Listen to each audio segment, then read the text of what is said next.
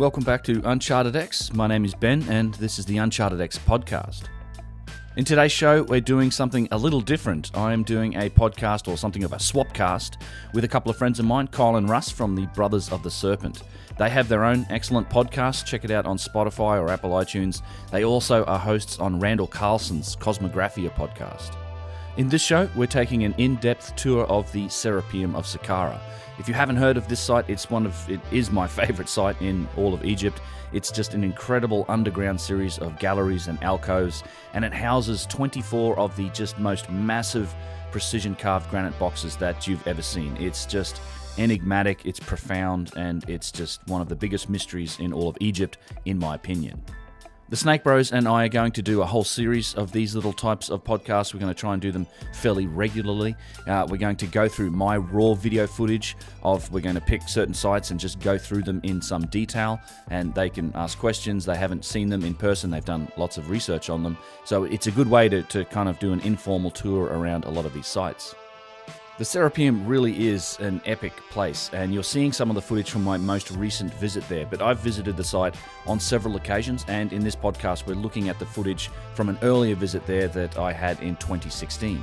If you're interested in a few more of the specific details of the Serapeum and why I consider it to be just such a mysterious and amazing site, I do have like a 6-part series on the Serapeum, some of the earlier videos that I made on my channel. I've got a playlist for all of those episodes, and there's a link to it below. I hope you guys enjoy the show with the Snake Brothers. If you like the idea of me doing more podcasts like this with them, please do leave a comment below. I have a lot more content planned for this year, one part of which is my own podcast on iTunes and Spotify and all the regular podcast libraries. I released this last year. There are a few episodes up of the UnchartedX Podcast, but I'll be releasing a lot more episodes in the near future. You'll be able to find the audio for most of my videos there, as well as the audio from episodes like this. Now, on to the Serapeum. All right. This is a special podcast. We got Ben from UnchartedX here, and we've sort of teamed up on this. We're doing a group effort here, and Ben, we've been talking about doing this for a while. We have, yes. Doing a podcast together. So this is the first, hopefully, in a series. And what we want to do, like the plan has been Ben has all this footage, all these images of places that Kyle and I have not yet been able to go to, but we've been talking about on our podcast for years. So the idea is let's go through some of these images and some of the footage that Ben has, and we'll just sort of do a mystery science theater kind of thing and talk about it. So Ben, thanks very much, man. And thanks for allowing us to do this as a swapcast. I think it's going to be really good.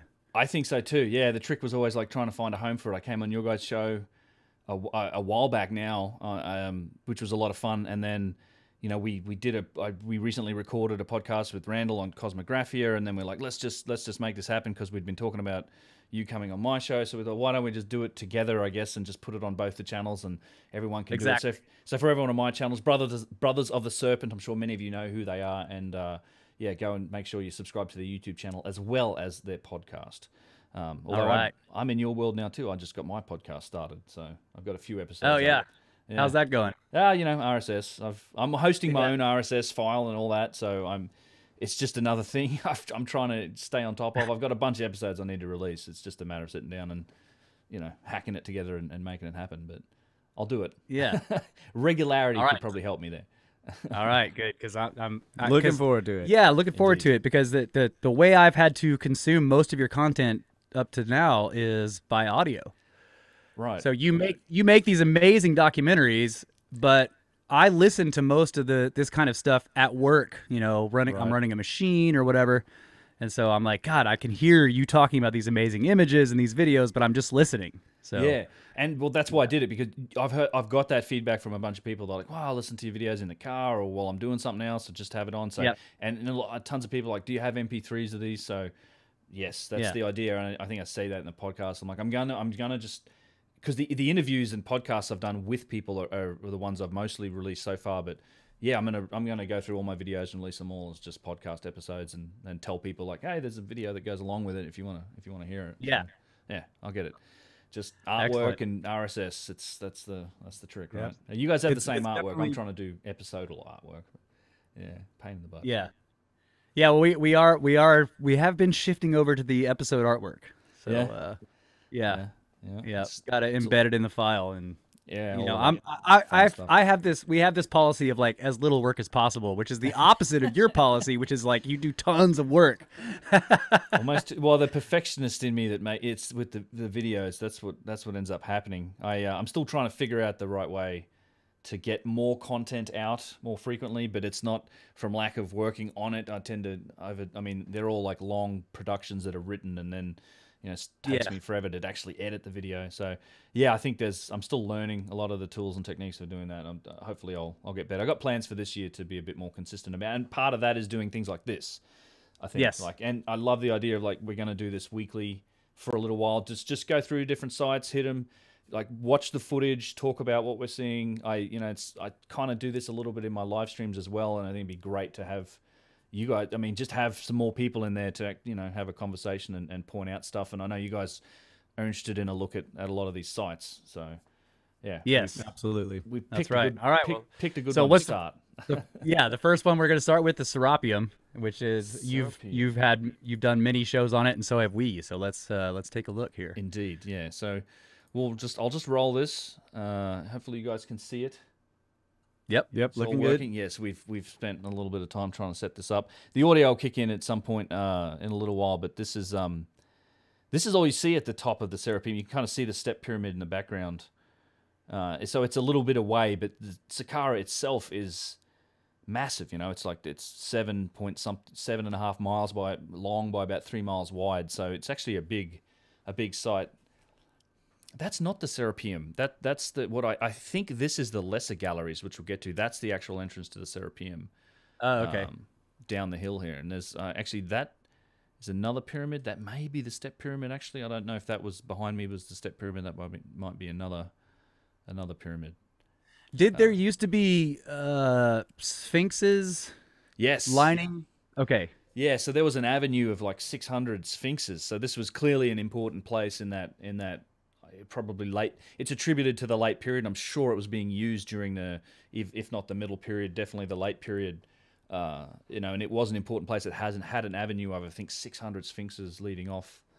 Wow. That way, behind us. And so did they take them away before they knew that the Serapeum was there?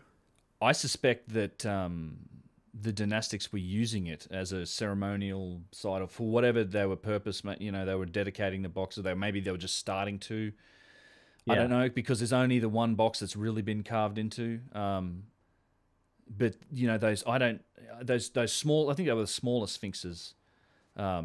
But I suspect that was done by them. Probably, in my opinion, if you grant that this site's probably older, and that they found it and they renovated it and they reused it, and they pulled it into their culture, and I think they probably built the avenue of sphinxes on the outside leading into it. That would be my speculation, at least, because I really do think, and there's so much evidence of renovation in this site that I suspect that's likely what happened, because they did that at a lot of sites. You've got the avenue of sphinxes at Karnak, at Luxor, and they did that on their important sites, and I think they probably treated this like an important site. It's pretty profound when you go in there. Don't try and get any information about this site on Wikipedia, because they don't mention any of the boxes or even have a picture of them. But so what do you think? Like, in the video now, we've moved down the entryway, and you guys have gone in the entry. Yeah, the sound's about to start from my recording, but yeah. Okay, and the first thing you start to see is, number one, the walls and the ceiling are very rough. Yep. And number two, there's all these little alcove things. At least right there at the doorway. Yeah, they kind of are shaped like tombstones, I guess you would say, or little, but they're very shallow. So do you think that they had things set into those? Is there any information about that? Yeah. So these were small steles. So there would be little offerings. Like these were okay. These were like little steles that were put in here. I think again all dynastic. They've all since been removed, but they would have been little dedications, little things. I think likely what you would have had happen is the priesthood was selling, whoever controlled the site was selling space. They're probably selling offering space. It's like a sacred site. Go and put your thing in here dedicated to whatever. I mean, I suspect that was what was going on. I haven't really looked into like what's written on the ones, if they found any at all, because I'm sure that most of them were taken. I'm pretty sure Marriott found it pretty much empty. You just had these. You have these things here. They're probably taken and But as you go in the entryway, pan left, that's the lid that's a rose granite lid for a box that's in there around the corner that we'll look at. It has the nubs on it. It actually has a little bit of writing on it too. I see the nubs. Holy crap! Oh, there's a bunch. Well, on the nubbed boxes, there's a few of them. We'll get to look at them. Yeah, they look very South American. Yeah, and of course South American nubs. I was here with Yusuf. He's the man for this. This footage is not from the recent trip to Egypt, although I have footage from that we can look at. But this is from a few years. I think 2016. This trip might have been. Anyway, skip to where it starts. So we went round to the right in this case, which takes you around in here. Here we go. In here and around the corner. And it's actually not a bad little speech from Yusuf just initially here. Look, because we're looking at the roof, as you said, rough tunneling. But even though it's rough, I mean, once you get into the galleries, they're perfectly straight. Like I do think that the tunnels themselves are quite an engineering feat. Even though the builders didn't seem to care.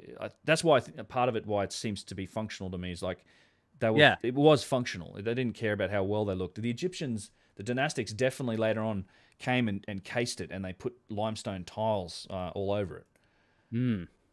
Yeah, the precision seemed to go into the boxes. The tunnels were just to hold the boxes, and they didn't seem to, they didn't much care. They just needed to get them down underground for whatever reason, right? That seems to be what it was for. Yeah. So this still is an engineering feat, though. Yeah, definitely. So this is a sort of demonstration of just how dark it is as you go in around the corner. That we just passed the lid of this box in the hallway. Oh yeah, but you can hear Yusuf. We turn off the torches here, and I mean, you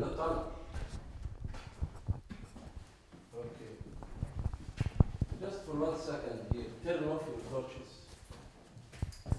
guys can hear that. Yep. Yeah, that's pitch black.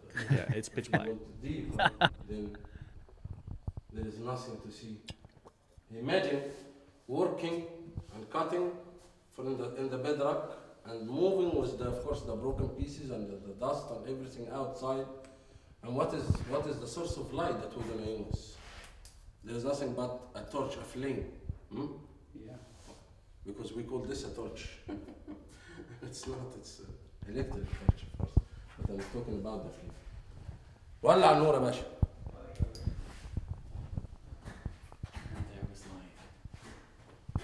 So he's talking about working on the boxes in almost darkness, using only a torch or a lantern or something. Yeah. Yeah. Well, and the mystery, one of the mysteries here about the Serapeum is that there's no, you don't see any exhaust. Like you go to Dendera, and these big temples that were definitely used in the Greek Roman period, that covered in soot, and some of these are like 18, 30, 40 feet high ceilings. Soot, just soot everywhere, because that's the illumination was a flame, and you just don't. You do have it in a couple of the alcoves, like these little alcoves on the side that we were talking about. A few of those, there's clearly where people have put candles, and you can see the soot. It's like a trail just up the top of, but only like this big, But there's nothing like that in this, and they haven't cleaned it. There's just no soot marks in the tunnels. Yes, we added I would have walked into that. Huh? I mean, you would have walked into that. Yeah, so it's and this is the box in the hallway. Yeah, so that it almost fills the hallway. Yeah, well, I yeah, exactly. I like to say, I mean, we've built a floor around it. So if you want to, as we go through this, look for the signs of, human renovation, like modern renovation. Like we've claimed the site, we label as a tourist attraction now, and we've built a floor in here. And what I always giggle about is that the fact that there's a floor built around this box, right? Because we weren't moving it any more than I think the dynastic Egyptians were. That's right. Yeah. I can see it. You're right. The box is inset into a hole in the modern floor. Yeah. And we've just built the wooden floor around it. I mean, the other thing that I about this box, and Yusuf talks about the weight and about how many people. But one thing that I think is interesting too about this is that we haven't lifted it up, and there's no sign. You got to imagine if they had found the smallest fragment of wood, as in a sled, because remember the conventional theory about how they moved the blocks like this was on a wooden sled, and there's even sleds in the Egyptian Museum, and that they dragged it. There was no, not a lot of. They might have been pry barring it at the end, but there's no, no wheels or pulleys, just like human horsepower is the Egyptian theory. And if they had found the tiniest fragment of wood underneath this thing, they would have decried the sled theory proven out. But they've never found anything underneath this box that was clearly in transit. They've not found any trace of anything like that. It's just sitting on the floor.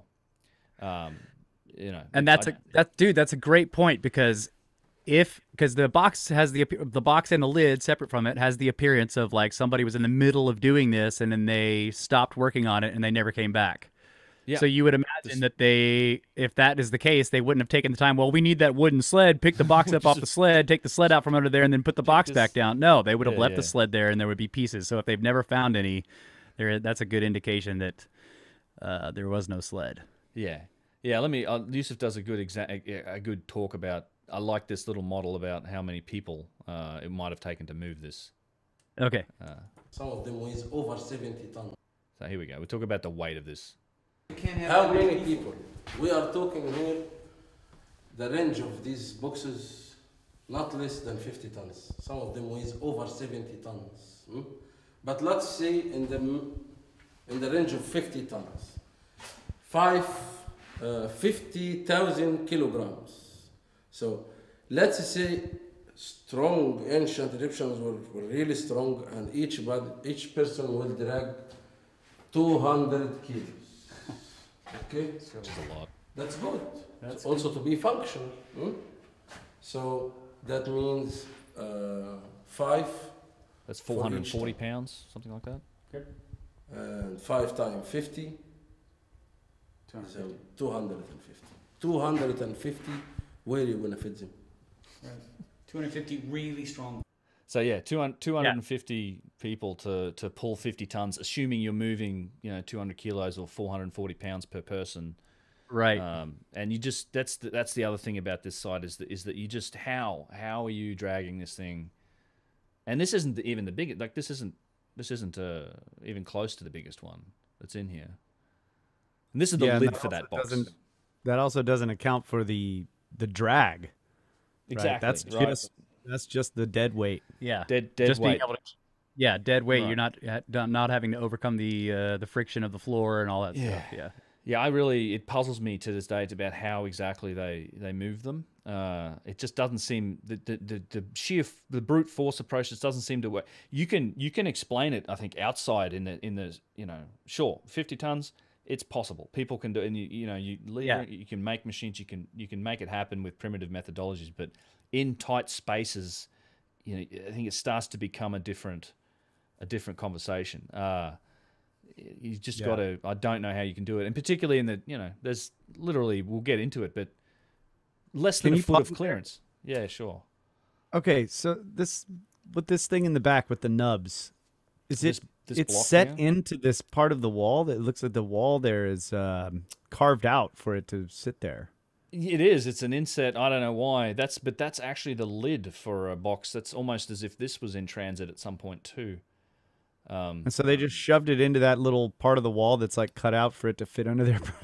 I guess. I don't even know if this has been moved in modern. I don't think we moved it, but yeah, it's been put up on blocks. It's been basically blocked up. It looks like limestone blocks underneath it. Yeah, and they're really well done. If you have a forklift, you need to be able to get your forks back under there after you put it down. There you go. Yeah. That's actually a good point. And this thing's sitting on the floor, though. This is the lid from the other box. And this is a good point, too, because we'll get to that. I'm sure we'll get to the question later about the scoop marks. I just want to let Yusuf talk about this, because in the boxes later, you'll see these scoop marks in the granite, and it's important to understand what's going on with those scoop marks and why they're there. And he kind of explains it pretty well here. Okay. Melted down, and it's not. Yes. What is happening here, the stone naturally has cracks, and what they are doing is emptying the crack so it doesn't extend and cause damage to the rest of the box. Like in this case, you can see the natural crack is right here. You see it? Yes. Hmm? Yeah. They're working around the crack. They're working around the floor. They're emptying it out. Yes. Emptying out So the floor. piece can be more solid. Uh-huh. This is a proof that when they are doing this, they are doing it for functional, not decoration. Yeah. So you guys Yep. follow along there? Yes. Yeah. It's a... Yes. Yeah. It's I don't know if I mean, this is, drummers have to do this with cymbals. Like when you're playing those cymbals and they get a little crack in the edge. yeah. The idea is you take a drill and you drill the very end of the crack as it's working its way in. You drill a hole and it'll stop it. Yeah, And then it you stops can it from use the extending. cymbal. Exactly. Yeah, I haven't cracked any. Like I did crack some, but they were trashy ones back in the day. I just let them crack. But yeah, that's how you stop a crack. It's also in aircraft maintenance. I think they work the same way. They they'll if they see any cracks, they can repair them or stop them by drilling a clean hole in it. Yep. And it just screams like, okay, why? If this is a single-use box that's simply going to be used as a sarcophagus and thrown in a alcove and buried forever, who cares? I mean, the crack isn't going to affect it. Right. It suggests that they are going to be vibrated, right? Because you're expecting that crack to continue. This is what the point is with the cymbal. Yep. If the cymbal's just sitting in a cave, there's no reason to drill that crack. Right. But if you're going to keep jamming it, you know it's going to be vibrating and resonating. And you want to keep rocking that cymbal. Yeah, you got to keep rocking that box, bro. Yeah. Cut out this cracks. I like to say that it seems like solidity was important. Like the box had to be solid. It just had to be, rock solid. Like no faults. And in fact, it's an important point because we'll get, and you guys will see a cut in the roof there. I don't know if I've not actually noticed that before. It's almost like the other thing that I wonder about this because this may not be right because they were these are underground, but cracks also can be elongated in stone by massive changes in temperature. If it gets cold and hot, right. It'll continue to fracture. So it could be that they were expecting it to encounter different environments, but it's weird because again these are underground. I also think of like water penetration. Has this place been flooded before? Possibly, yeah. I hear that point a lot. Many people suggest that maybe it was flooded and that's how they moved the boxes in here. I don't think so because there is an elevation change over the Serapeum as you come in, and you'd almost have to have scuba gear to get down to the end. The other thing is you just can't float granite. There's not using the cavities that these boxes have. That's not what I mean, but yeah, I agree with that. I don't mean that they flooded it on purpose. And it could have been flooded. I get you. Tell me if you see any signs of water damage in here. That's the type of thing I'd like to. I've not heard that. Like significant water damage from repeated rainfall. I guess that would like an actual flooding. I didn't notice anything like that myself. If these are let's go on the full speculation here. If these objects are very ancient, and they're Younger Dryas ancient, then they experienced torrential rainfalls, and this entire place may have been filled with water. And maybe the people who made them knew that, and they made them to be completely sealed. So whatever was in them was completely protected down in these tunnels. I don't know. I mean, you're trying to figure out what the function is. Like I think that it seems like they act as hermetically sealed safes, right? Right. Yeah, I mean, that's definitely a function. Like they would seal hermetically, and I've heard a lot of people suggest that. What the problem? My only issue with that is not issue, but question mark is if it's purely as like some people say, oh, it's a seed vault or it's a storage for like that type of thing. But in that case, why the precision again on the inside? Why go? Unless that's simply a function of the manufacturing process you have, and this is a point Chris Dunn made to me too. It's like making cars today. Like we make our panel gaps are so much smaller and better in cars today because our manufacturing processes are much more precise. So that's just an effect. Everything we make is kind of much more precise because our machinery and our tools are more precise. Maybe that's what happened here. Maybe they just had because I have a trash, one of those little metal trash cans in my house. It's way more precise than it needs to be because the manufacturing tools that they use to make it really precise. Yeah, exactly. Yeah, I was going to point out too that another point to digging out the cracks is you want to know how far they go, right? You want to get in and make sure they don't completely go all the way through, or don't go too deep, so that okay, yes, we can still cut the lid out of this thing. Yeah. And this crack doesn't go all the way as far as the lid is supposed to go, because if you want it to seal, and be protected from water, you would want to find out how deep that thing goes. Yeah. True. Yeah, and I'd almost think this place had to be underwater at some point, particularly if you go back to that Younger Dryas, because it's, you know, there's I read the quote when we were talking with Randall, and it's in one of my other videos, but they, you know, he talks, even Petrie talks about the evidence for the Nile flooding to 200 or 300 feet higher, almost, just an evidence of massive flooding and rainfall. And it would have, and Yusuf also has talked to me about, I have yet to go and film it, I think the next time in Egypt I will.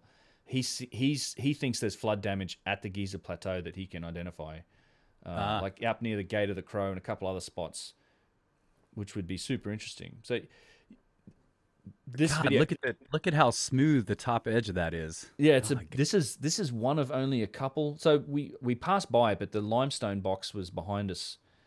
And this, let me just pause it here real quick, because we talk a bunch about this box, because it's one of a couple boxes that actually has writing on it. There is, if you zoom in. Yeah, I see writing, and then there's these long rectangular marks. What are those? Yeah, do you think like those a false door?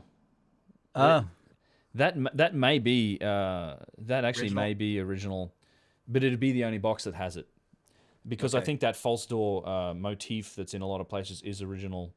And in a lot of cases, it is, as you'll find it as well done, you know, polished and just beautiful relative to the writing. And this, even in this case, the same thing. And on the box down the end, they sort of scratch in. They've imitated it by scratching in a false door on the back of the box. Oh, okay. Yeah, that's what those marks are on that other one. Yeah. I've seen so those on the back, it's lines. They've literally drawn like a false door. Like in that video we were watching, the resonance chamber. That shape is what they've drawn on the back of that box. Oh, okay. And then, so this is where it gets its name. This is the Serapis. We talk about this. And this is the box where the lid near the door is the one that sits on, that was meant for this, I think. One of the bigger, heavier boxes, probably like 70 so tons, is a huge rose granite box. Only one of two that probably came from Aswan. The rest of the boxes, the quarries are almost unknown. Like we know some of the black granite, some of the Wada Hammamet quarry, which is not on the Nile, which is the eastern desert of Egypt. You've got to actually haul that thing over, I don't know, hundreds of miles of desert and landscape and mountains and valleys. You can't just plop it on a boat in the Nile and float it up here. So, you know, that's the other thing. Like, there's only two boxes in here that are rose granite, that probably came from Aswan. All the other boxes came from other places. So that looks like prying damage to me on the edges there. Yeah. And then but these were all found open, right? So somebody pried them open. One. Yeah, except for one. Oh, okay. Yeah. So that's very old prying damage. Yeah, I think so. Yeah. And it looks like it, right? So the lid's been moved. Yeah. Yeah, you're right. I think it must have been peeled off and moved at some point. Yeah. And the rest of all had most of their lids have been shifted off. Or I guess that's the theory, that the lid is for this box.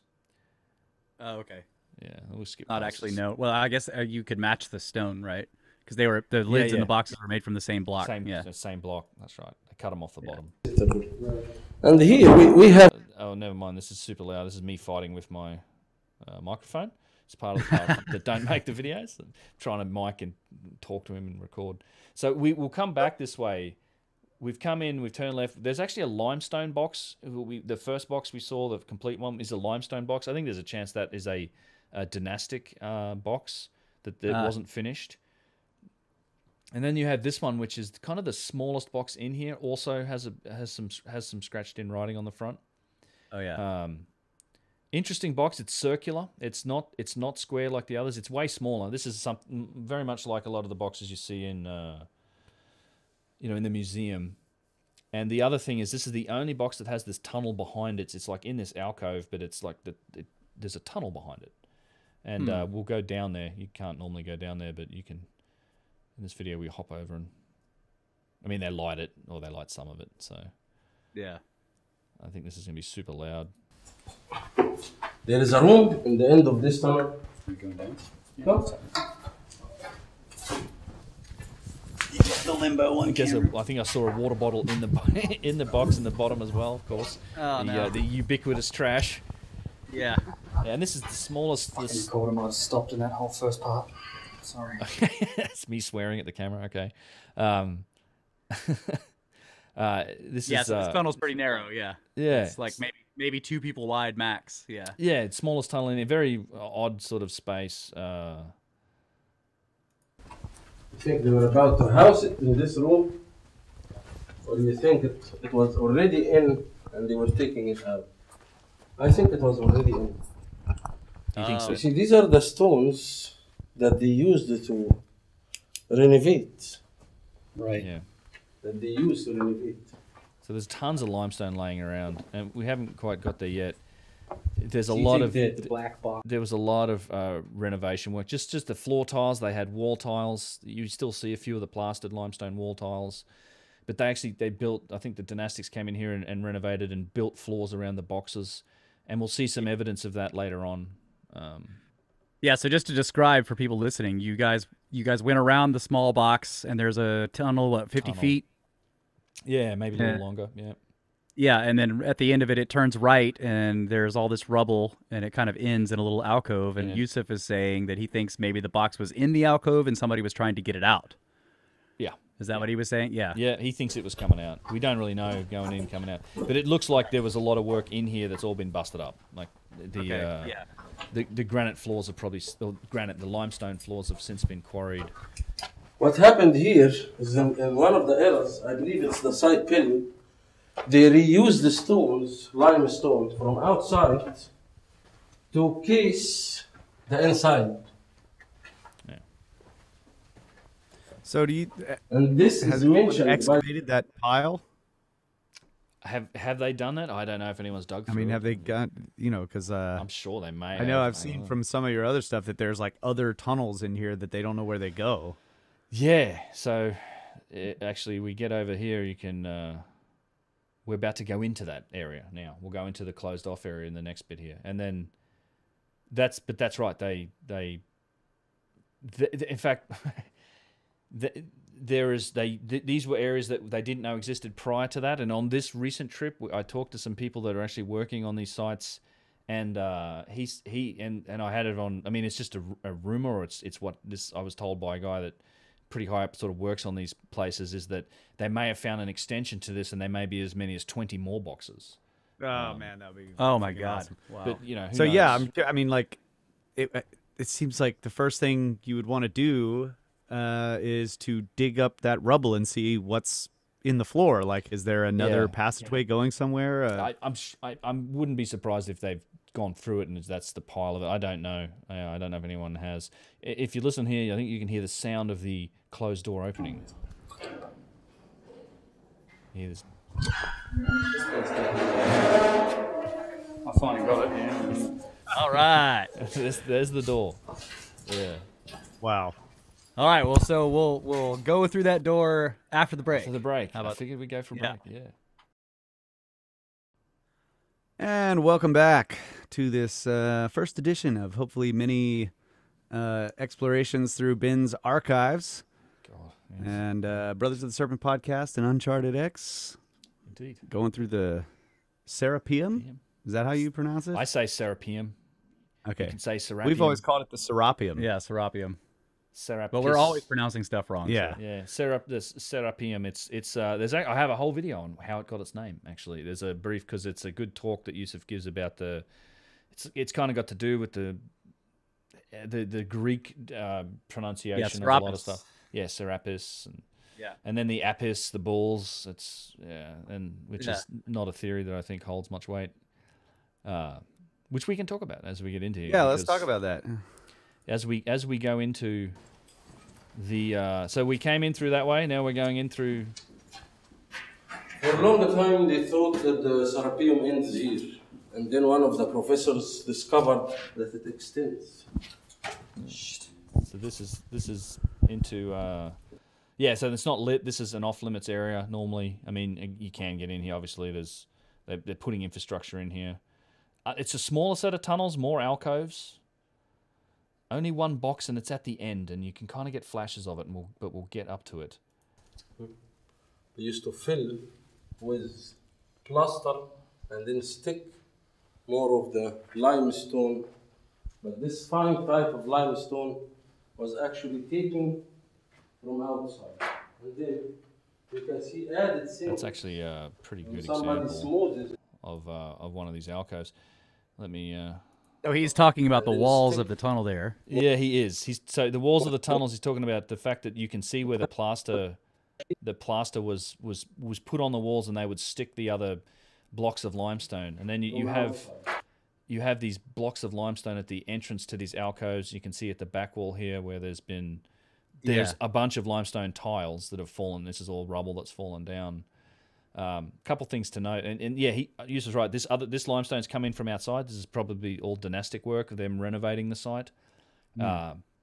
You can't see it well here, but as we go particularly into the main gallery with all the boxes, look on the sides of the passages. You'll see these large sort of alcove shaped, these arched shape little alcoves on either side of these big box alcoves. And those used to house granite steles that were shaped like false doors. They had that false door shape on them, and they were facing the box. And then you can see added things. When somebody smooths parts like this to add writing or to house. Yeah. So yeah. Okay. So they would smooth them over, they would plaster them over, and you could then add writing, or they would house a little granite stele or something like that. Material. Here is a giant false door from granite, and we're gonna realize when we are walking both sides of the boxes, they have empty spaces in the walls. Yeah. Probably they housed these false doors. So there's a I forgot we had this in here actually. Like this is a granite false door. This is from one of those chambers. That may have been from one of the other chambers, but this is all granite, rose granite. This was probably what you would find in all of the other chambers on both sides of the box. So it's a big granite slab. It's been broken down the middle, but it has this pattern of rectangles cut into it. Each one successively smaller and deeper in. Yeah, and it looks like a door. Yeah. Yeah. So is that you think that's original work? Is it to the same quality as the boxes? No, I think it is. I think the false doors. I do think that stuff, those shapes, come to us from the builder culture, in my opinion. I think so. And you often see it, and you see it imitated by the dynastic Egyptians as well. Particularly, you'll see it on the big box at the end. It's drawn on a lot of shapes, but it's in a lot of cases the carving of these false doors is to that level of really high quality work that you typically see, and I would generally attribute to some form of higher level of stoneworking. And this is also the important thing here as we get into it. You'll see signs of renovation, like these floor tiles. They've got hieroglyphs on them. It's that big one going across that's an actual tile. This here, there's probably a number of floor tiles in here. Oh, okay. Yeah, that have been added.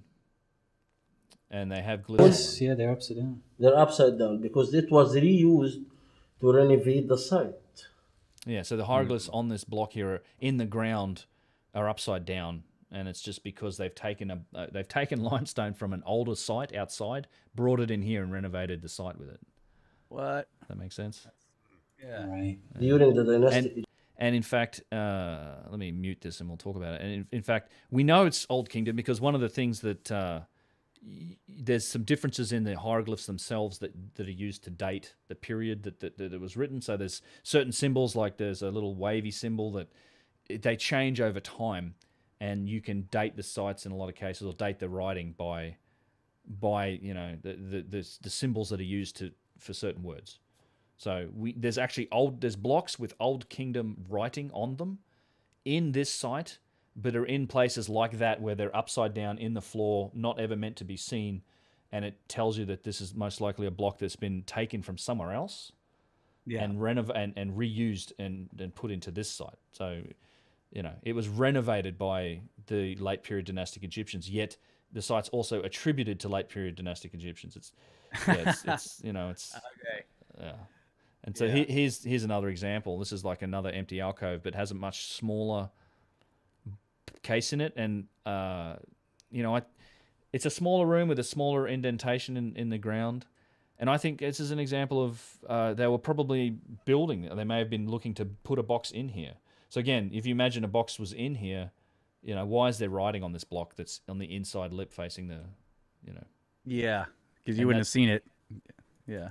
So this is like a later people's finding this, their attempt to mimic the other rooms and try to put their own box in here? I think that the dynastic Egyptians likely added the floors in all of the rooms. My opinion is that they renovated it entirely. I don't think the original builders cared that whether there were floor tiles around the boxes or not. I think that all of that limestone work, all of the floors were added later. In my opinion, So we're looking in the hole here, and you can see where they were cutting into the original limestone, and then above them is clearly tiles. Yep, floor tiles. And you're thinking that all those tiles were added by the later people who renovated it, whereas the hole may be original to the original builders. Maybe, or maybe this is an alcove that the dynastics dug out, or they might have dug the hole. It's hard to say for sure. Yeah, it's much smaller than the other small boxes. box. Yeah, this is like this is a small box, and when it comes to boxes, we're going to see the most amazing example of it. You hear my voice here, like, unfinished. It's like the largest one. Yeah, this is my favorite box in the whole place. But it's Look at the height. you've got smaller boxes, But it has a giant crack in it. and you have big ones. Holy crap! The lid is massive. Okay, yeah, that's huge. The lid is massive. So if this is functional, what's the? I mean, So this box some is sort of catalyst chamber must be something. a that's 90-degree something turn. You need the weight to, Yep, it's parked right in the corner. It's literally up against the back wall and the side wall. It does Like have it's a big in a crack corner. We have something with this. How do you get it in there? I don't know how to get it in there. Who raised the lids up and put these little blocks between the lid and the box That's itself? how we found The it. lid almost reached a very We haven't. I don't know why. stage of Well, on that smoothing. small box, we lifted the lid up, but these So other what ones you we needed haven't. after this level is to smooth it and then Again, look at all the different types. And the lid has a big nub on it.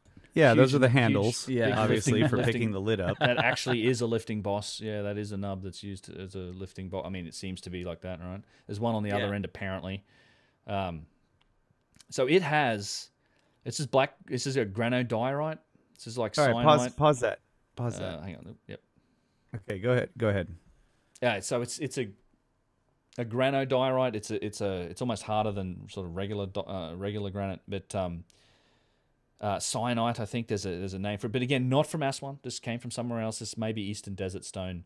But when we walked up to it, maybe I'll just back it up and we'll come back to it. I know it's just stuff, but there's a lot to sort of notice about this box as we roll up. It's cracked, so there's a big crack in it, and I think that may be why it got parked at the end here. There's actually two cracks, and we talk about and it's not as perfectly finished as the other boxes, which tells you a couple things, like that the boxes were worked on down here. And you have the box in the hallway as well it's rough and it's not finished. It's even much rougher than this. But this box, I think, when it developed the crack, they went, okay, we're done with this. We're going to park it over here. It doesn't meet our needs, so we're not going to finish it. But you have all the other boxes which are like polished to that mirror finish and they're perfect. So it tells you that they were working down here. It also tells you that functionality was important enough that when this crack developed, they likely just shelved it. Yeah, maybe they were like, well, we'll use that for the little doorway things in the alcove. You know what I mean? They could have taken pieces of this. Yeah. But so what I wanted to ask you about, where I asked you to pause it, was this inset lip on the inside. Yep. Do the lids have This a part one- that? Let's see, you're almost there. I don't know. It's hard to. It does look like it. If I zoom right in, let's try that. Move it over here. So what I'm asking kinda is looks on the like it. on the underside of the lid, does it have a little part that juts down that would fit into that? That's what I'm looking for. Yeah, that channel that's cut into the. I'm trying to describe this for people listening too. Yeah, There's like a 2-inch channel God. cut into the inner lip of the box, like you would imagine a lid would have a piece that went down, so that when the lid was perfectly centered over it, it would fall down in. Yeah. I just maybe I don't know because we didn't look. We when I was here, I've only seen this once. It almost looks like it's there on the corner here. And that may be the reason why the box is, if you go back, the box is sort of sitting up a little bit. Like the lid, Yep. sorry, is sitting up a little bit. I don't know if there's stones under there so much as maybe it's sitting on, because it's also off Maybe it's sitting center. on Maybe that it's resting on that inset. You know, that might be. Well, to- what to would happen? give it Yeah, that because height it's off to the difference. side too. So the other interesting thing that I'm noticing about this, because you pointed out the cracks and they've stuck it off in this corner. They never moved it all the way to the alcove, and they didn't finish the fine polishing work on it, and yet the lid is on it. Yeah. Yes. And I also see around the edges there, earlier when you were looking at the edges of the box, it looks like the same kind of pry bar damage. Like, in other words, yeah, when they put the box down, the lid was fully on it, and somebody later came along and pried that lid back at least a little bit. Maybe. Because I can't imagine you'd be moving it like that with the lid offset. That would be a pain in the ass, right? So you'd want the lid, if you're going to move it with the lid on it, you want it all the way on there so that it's not unbalanced. Yeah, good point. I don't know. I don't even know how you would pry that off there with a. Yeah. I know. Yeah. Like a 30-ton. I completely agree. But apparently someone did. Like, something happened. I mean, the other option, maybe they just pop the lid on it. If you had the ability to lift the lid up and throw it where you want it. I mean, yeah, it doesn't. Yeah. It seems odd that it's open like that. So the other thing, and Yusuf saying that the one surface that is pretty smooth is the underside of the lid. So maybe I don't know when they down tools, but there is a smooth. This underside of the lid is smoother than the rest of the box. But this strikes me as not finished. I mean, and then it just. I agree. It's not finished and it's not in place. Right. Yeah. And it's just interesting to me that it's like were they moving the box with the lid on it, or do you, like you said, it was easy for them, so they were moving the box and then they were like, well, this whole thing's broken, just stick the lid on top of it and we'll leave it there. Yeah, maybe. Okay. That lid is monstrous. I mean, it's like 2 feet thick almost or something. More. 18 That's inch more. thick. You mean height-wise? It's probably 3 feet. This box, it's 11 feet tall total. Like, Yusuf's standing up on stuff. Like, you stand up on rocks around the side to get this view of the inside here. This box, you can't. I mean, I'm full stretch around here. There's a bunch of rocks that Yusuf was standing on too. We doubt that this is coming from Aswan, by the way. This is a Sinai stone, This you think? looks like more like, navigation channel. Navigation challenge is what he called it. Yeah. Huge. It's in the corner. The base of the lid is definitely smoother. Okay, so he's pointing out that smoothest on the bottom. I cannot imagine handling massive pieces like this in a very narrow places like that. Yeah. Yeah, so if you want a sense of the height of it, like where we roll up on it here is when you walk up to it. Yeah, it's there you go. So it's I mean, you're like 3 feet high. It's like probably 6.5, 7 feet tall, maybe even tall. But Like it Yusuf, has a we're about giant 6 feet, effect. so See that? Yeah, 7.5. 7.5, and then like 7.5 maybe feet and another three feet or up even higher. And you can see it's also boxed out here at the end, like it's a narrower. See that? Yeah, or is that just a shadow somehow? I don't know. No, I think the front of the lid is a squarer section. It has a lip all the way around it, and then it goes back. Okay. And you do see that on a couple of the others. See that? It's like it's boxed out there. Yeah. But yeah, it's So the interface of the lid is bigger than the body of the lid. Yep. There's no way they took it around that corner. It must have come from down that other hallway. Right? I mean, how could they have gotten it around that corner? There's nothing, as far as we know, there's nothing behind it. This is the end of the tunnel. This is in the corner.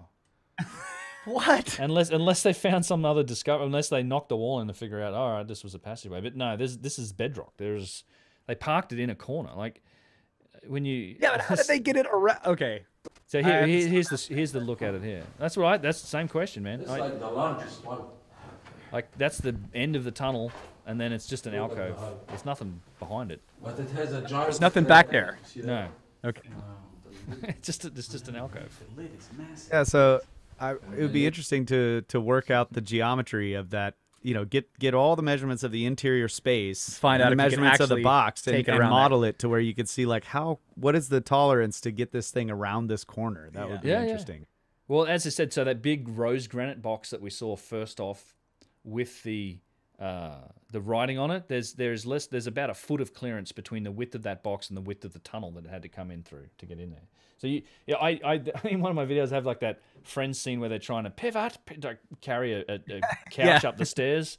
I mean, you have to literally go around corners with these things. And then as we get into the main gallery, not only that, you've got to manage put them down in these alcoves where it's like 6 feet. It's a 6 foot drop, and they've put them in the center of these alcoves. They haven't just thrown them in there. They've lowered them into the center of these alcoves. Yeah, each alcove has an inset pit. Yeah, it's like 6 feet. The box down, fits 5, down 6 it. feet Yeah, down. the box fits down it. So not only you have to slide it in there, but then you've got to very carefully lower it so that it doesn't break. Right. Because it would break if you just dropped it down in there. I mean, this is what it makes me think of. All right, 1, 2, 3. Okay, all right. Easy. All right. Easy. Wait. Stop. What? No. Twist it. I am. No. Other way. You twisted it the wrong way. Okay. No. All right. You know what? All right. Just put it down. Put it down. Just drop it. All right. That's what it's like. That's exactly right. Yeah. Pretty much. Yeah.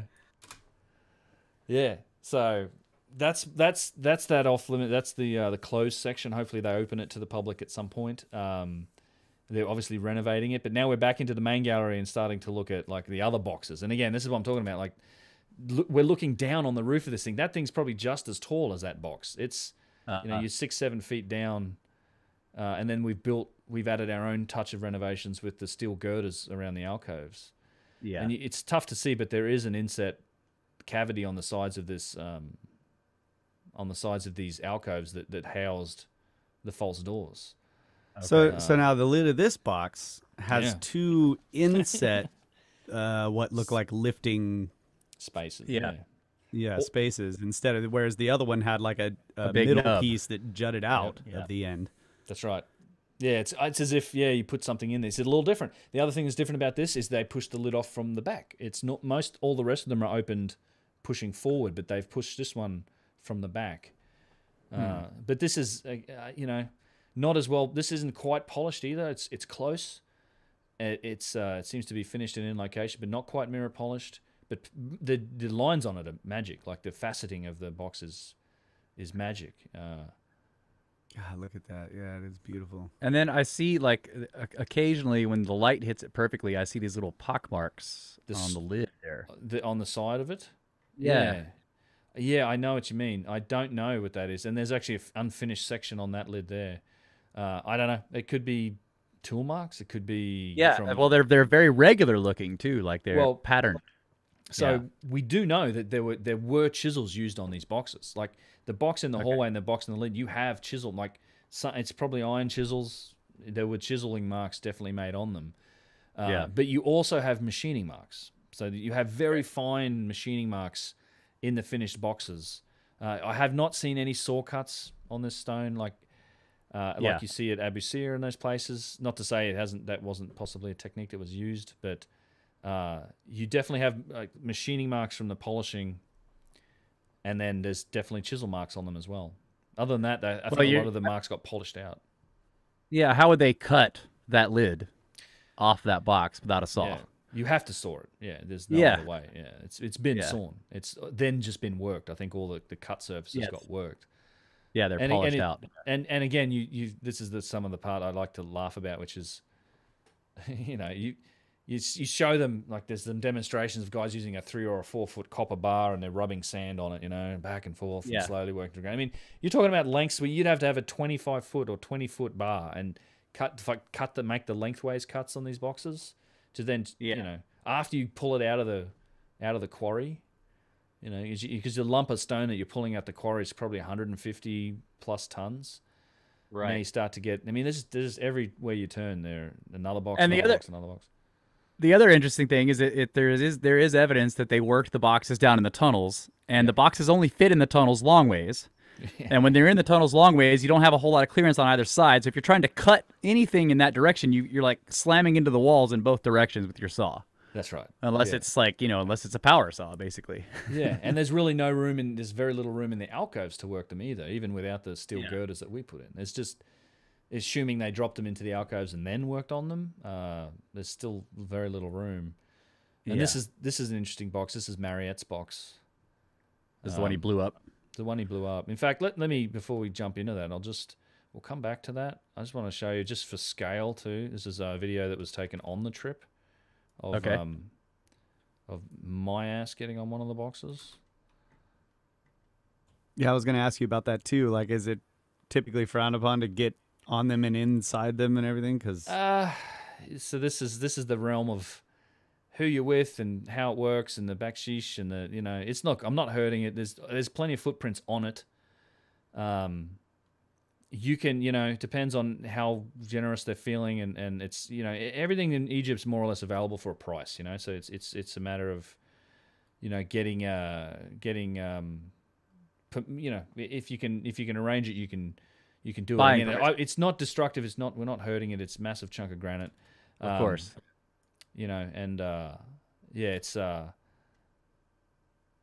so yeah, that gives you the giant scale. Yeah, it's huge. Yeah, and that's that one the is lid. polished, I can see. Yeah. That one is polished, yep. And I have the footage looking down from on top. Yeah, there you go. So you can see the back of it. Yeah, you can actually. I have the footage looking straight down into it. Yeah, so you jumped on the box from the hallway, and then you walked all the way to the end, and that just gives you the scale. It's amazing. Yeah.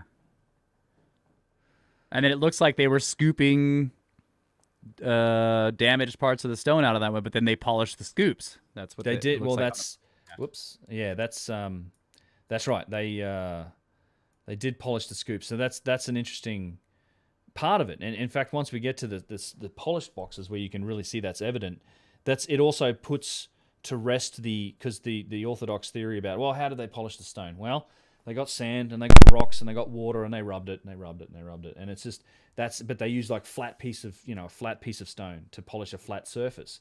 You can't polish like a convex, egg-shaped surface like that with that method. You can't do it. It's how did they polish those stones?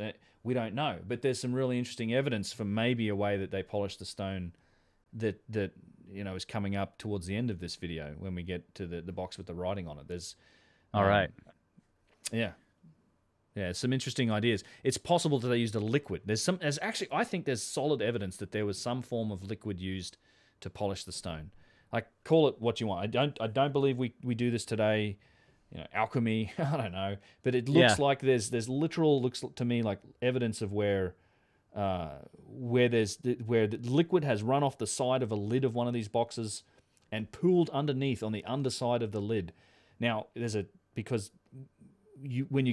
we look at those boxes, there's a technical difference between the surfaces. There's the polished stuff, and then there's the flat and smooth but not mirror polished side, right? That's the undersides of the lids.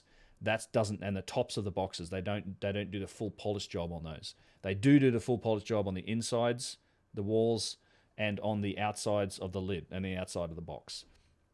But so on the underside of this lid, you've got these little drip marks, man, where these liquids come down. It's clearly pooled and dripped down, and where that liquid mark from looks to me like a water or something like that would have run, that's all perfectly polished and smooth, just like the other parts of the box. And so they had they may have some kind of liquid that you just apply it and it polishes the stone. That seems to be. Yeah. There's some evidence for that. Now I can't explain it, or right. I don't know if we do anything like that, but we'll get to that. Yeah, that is coming. It'd be definitely interesting to get a sample of that to be tested in a lab just to see what it's made of. Yeah. So that box will come. I'll just quickly skip to this recent trip because Mariette's box is interesting. That was the box we were looking at. There was one box. The one box that was found closed.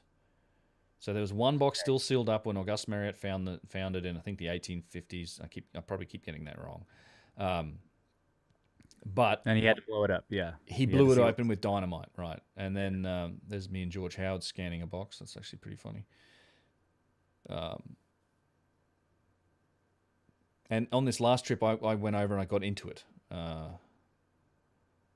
which may be here. No, that's Yusuf. It's one of these videos here. Sorry. No problem. We will find it. that's that box. I feel like it's So while you're looking for it, I'll just say it's interesting how the rest of these lids are shifted. You know, somebody came along and opened the boxes.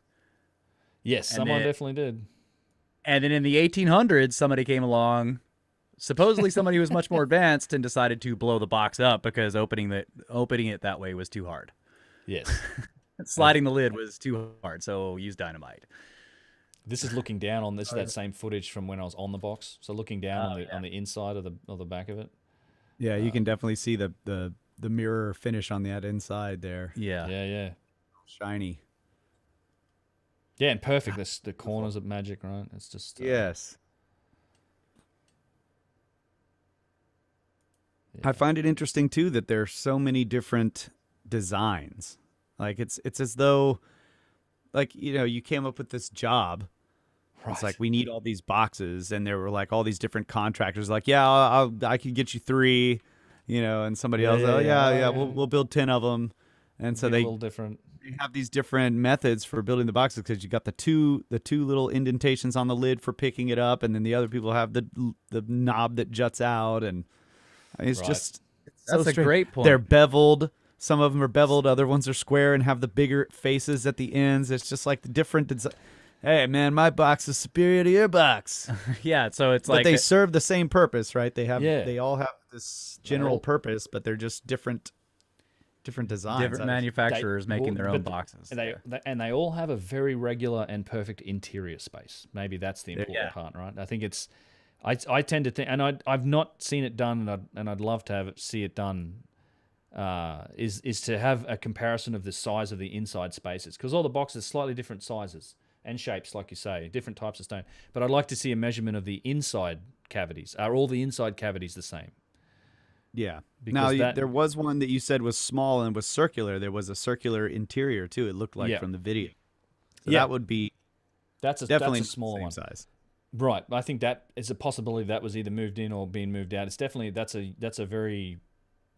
There's a couple boxes that kind of stand alone. There's that one, and then there's the limestone box, I think, that's next to it. That's really rough, and I think that there may have been more boxes that have been moved, but that's definitely a waste. That's a very small box made from granite.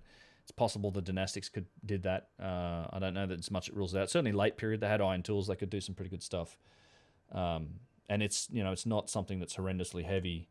It's probably still 10, 15 tons, but probably a bit more manageable than 70. Yeah. Anyway, so this is Marriott's box. This was perfect, and it was blown open. And you can kind of get the mirror finish on the inside here. Wow.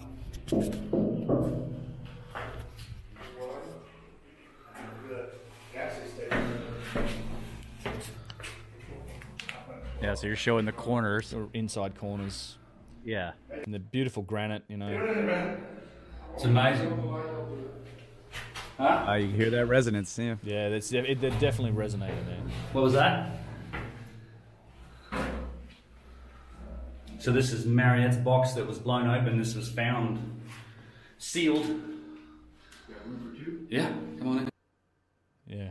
A really quick and easy way to test the interior space is to get into every one and hum until you find that resonant frequency. Yeah. Because if they're all the same size, they'll all be the same. It'll all have the same fundamental. The same resonance. Interesting. Yeah. Yeah. Yeah, you can't get into all of them. I mean, there's some of the spaces aren't big enough. Well, you can just hum into it, though. But you could hum into it. You could lean over it, and probably hum into it. Yeah. You're right. So the rubble that's in the bottom of that's material from the box? Yeah, from the box. Yeah, they threw it all in there. Huh. But yeah, interesting box. So nothing in it. When he dynamited, it was empty. There was no balls found in the Serapeum. So one of the passageways you see before we walked into what's known as the great galleries, the greater galleries, there's another set of tunnels that don't connect to anything we're seeing here. They don't connect to the Serapeum, but they're known as the lesser galleries. And there's much smaller, much cruder tunnels. And in those, they found a bunch of apis bulls that were mummified in wooden crates. And from that, they just sort of smear it across the Serapeum and say, well, this was clearly these were boxes for bulls too, which there's really no evidence for. And looking at here is the floor tiling, so you can see the box is further inset into the floor. I think it's possible. My intuition here is that the dynastic Egyptians likely added the floor tiles afterwards, like they came in and actually tiled around the box.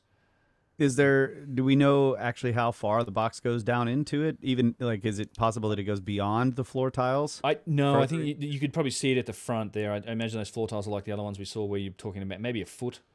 Maybe it's a little more than a foot thick, these tiles in the ground. I suspect the box just sits on the ground there, and there's a tile missing at the front there. I mean, I don't know. That's what I think it is. I think it's just sitting on the bedrock, and those floor tiles are about the same as all the other floor tiles we've seen. Okay, so they weren't digging holes to put the boxes in then. No, which is why I don't know about that other chamber we saw before. That might be an anomaly, but yeah, I don't think so. I think they were just putting the boxes down and then building the floor around them.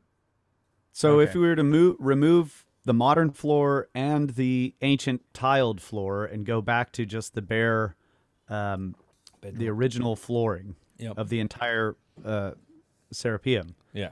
How far down do those alcoves drop? Do you have any? No, well, I think it's just I think the box is sitting on that bedrock, and there's about a foot of floor tile been built around it. And then up to the hallway, how far?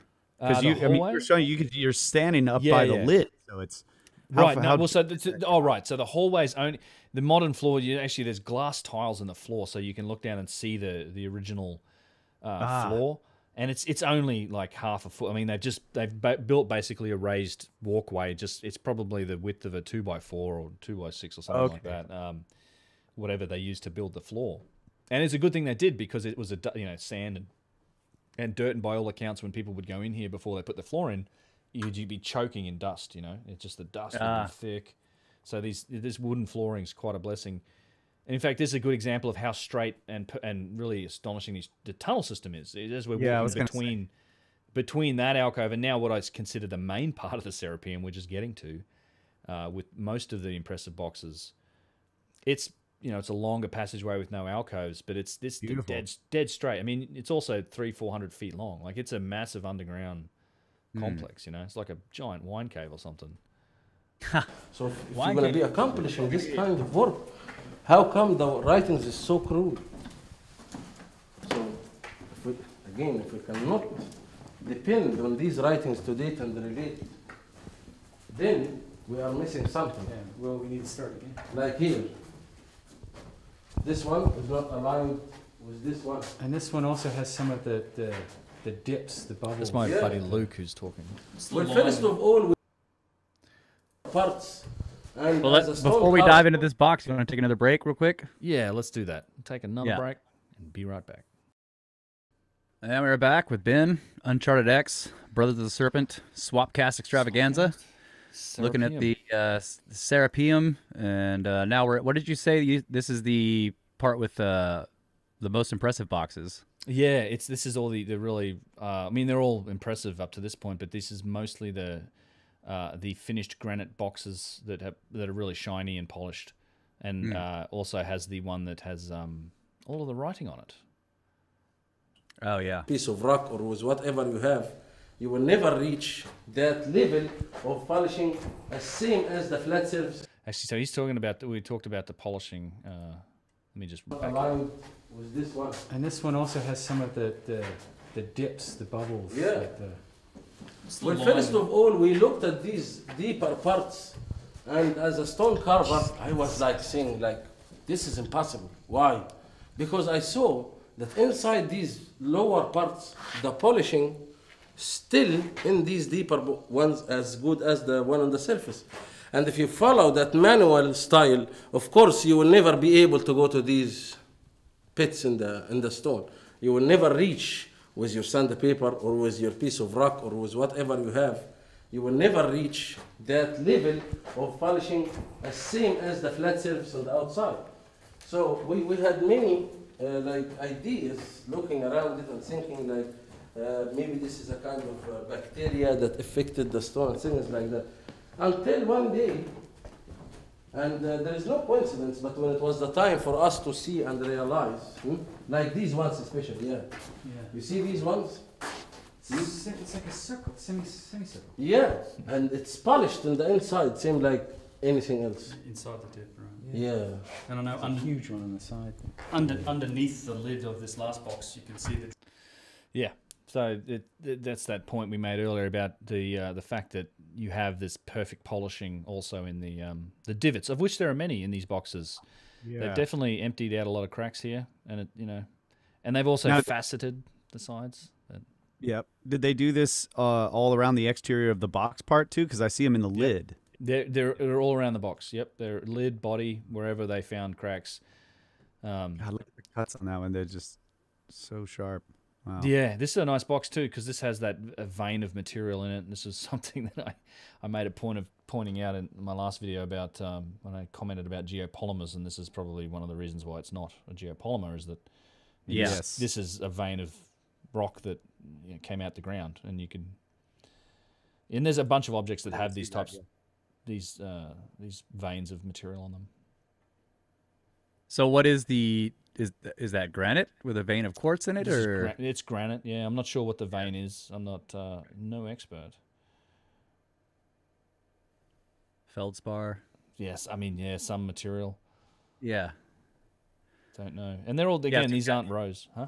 Sorry. You guys are continuing down the hallway and left, right. We're looking into the alcoves and showing the boxes, and they all are. These are very similar in styles, but yeah, they've got these scoop marks, like somebody took an ice cream scoop to the lids and to the boxes, but that is also polished to a high shine. Yeah, they're mirror finish, and they're just covered in dust, which is just not a natural property for granite to be shiny like that. It takes quite a lot of work. And again, not rose granite. So most of these are all black granite or syenite or granodiorite or something that have come from lower slab, further away. Yeah. Getting a close look And at some of these lids have been shifted forward, like you were pointing out. Yep, they're all open. And again, you see the alcove in the side? This is where the granite stele with the false door shape would have been. In the side of that alcove. And again, here's another. There's no floor tiles left in here, so you can get a sense of the depth of the box. It's sitting on bedrock. I think this is what most of the chambers look like. A lot of the limestone, I think, it was probably just quarried. I mean, along with everything else. All these granite steles were quarried. The boxes were probably too big to quarry. They just left them alone. So what I don't understand then is,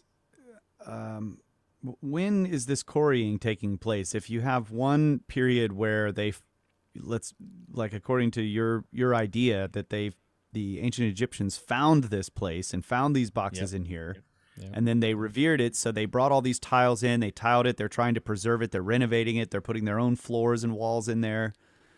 And then at some later date, other people find that, and then they take the blocks out to build other stuff. Yep. Yeah, that's exactly what happened in the last couple of thousand years, like 3,000 years. I mean, even go further back, a lot of these sites have been quarried continuously for that period.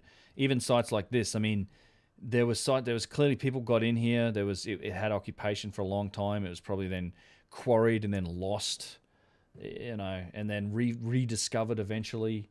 We have records of it being used after or during the end of the Egyptian civilization. There's a long period, and then anything on the surface certainly, but this sort of stuff as well. It's all, it's just later civilizations come and take the stone. They don't seem to care much about it, and that's been going on right up until really 100 years ago. These sites have been quarries, for. But yeah, I mean, even fragments of these boxes, like for example, the one that was blown up by what's his name, Marriott. Yeah. That would be a good candidate for luminescence dating. They've been in the dark this whole time. Yeah, actually. And and they had to have been moved through the sunlight from wherever they were quarried to get here. So the last time they were exposed to sunlight was right before they came down in these tunnels. So it'd be interesting to get some luminescence dating and find out how long they've been in the dark. Well, is it also? I mean, would that still apply if they'd been worked when they were down here? Because it was a rough block and then it was worked. This is one of my favorite boxes, actually. Oh yeah, look at that! Just beautiful shapes, and then it's also that when the camera pans to the side, and you just get this reflection on the side of the box. It's so like a mirror, and just smooth. Like you can see how smooth those and Yes. the scoops are, these scoop marks. And again, Yeah, it looks like they took some pretty big scoops out of the bevel of that side there. Yep, big chunk out the side. What seemed to be, and you just don't see these on the inside of the boxes. The insides are always perfect. That's so interesting. Whatever was, it seemed to me that the important part was likely the inside of the box that had, Yeah. and it's just straight and flat and square. Remind me, But if- when we go to this place, to bring a huge bottle of Windex and some paper towels. We could definitely take some time with paper towels to clean this place up. It's, Oh yeah. oh, that's loud, Jesus. So Oh yeah. Yusuf, another yeah, question is going back to the intent of the original builders, whoever they were. Mm-hmm. It doesn't seem like they ever intended for these boxes to come back out. I mean, No. right? They were put in here, and it was a permanent. This is a permanent setup. Yeah, I think so. once they're I mean, Yeah, once those boxes are down in those alcoves, I mean, how are you going to lift it back out? I mean, I guess you could do it if you had some kind of magical technology. maybe, yeah. Well, it's an interesting thing too. Like these boxes don't have the bosses or the nubs on them. Yeah, Which I just had a thought. It's like, okay, so the unfinished boxes do, yeah, and some of them have the insets, but the one in the unfinished, so maybe they pop the lid on them and then they polish them off and like, all right, they're closed, they're sealed. Yeah. Like, we're not actually Perfect. gonna get the lid off it again. yeah. Yeah, like Yes. they didn't even ever plan to take the lids off, which is Maybe, strange. But the boxes with the inset Lids. lifting, I don't know what they're called, lifting alcoves. Yeah, lifting, like the square holes in the lid that looks like you could, you'd shove something in there to lift it, right? yeah, and you can see that in one of them, at least that you showed a while back, it looked like whoever actually opened the box tried to use that with a pry bar of some type because it was all shattered Yeah. around those eyes. Yeah. So it's weird that they would have some of them have them, some of them don't have them, some of them have different ways of. It's just Yeah. so. It's infuriatingly mysterious. Yes. I love it. Yeah, and it's you see the floor. These are a lot of the limestone tiles that the dynastics likely added. They plastered the ceiling. They didn't, they put their limestone over everything, and that's all since been falling down. So we get to, we have several more of these boxes.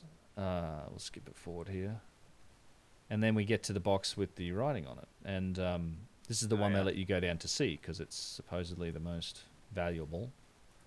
And because so it this has is the very writing on near it. the end. It Yeah. looks like the end So passage, you- the hallway there. Yes, and then there's this little hole in the wall that stretches off into the distance at the end of the passageway here that we talked about. But yeah, so this is towards the end. And the other thing about these alcoves is none of them face each other. They're all offset. So there's no two alcoves like face to face. They're all offset. Yeah, when you look at a overhead diagram of the tunnel system, it looks like a skeleton key or something. Something like that, right? Yeah, the fact that they're all offset sort of triggers something in my head too. Like, does Yes. it mean it's a functional thing? I don't know. It's like you just can't have them lined up with each other. I'm not sure why. Maybe it's accidental. But so this is the box they let you down into. It's a giant, magically flat, perfect granite box that has got these chicken scratch writings made into it. I'm sure Yusuf will. We can see how crude these lines are. Too bright reflection. Thank you. Oh, so- No, yours is good, Yusuf. Okay. Ben's is really bright. We can see the glyphs itself is very, very crude. The tool is hardly scratched the surface Yeah. of the stone. And somebody can do these edges, these lines, Yeah, they're not straight. Look at and then they're not parallel. Yeah, look at this. The tool is totally like soft, and even this here, if this, we believe these writings here is from the late period or Greco-Roman time as well. The writing on the Is that surface of the this. style of the writing? The style of the writing, yes. Yeah. And Empty cups. supposedly at this time there was more iron.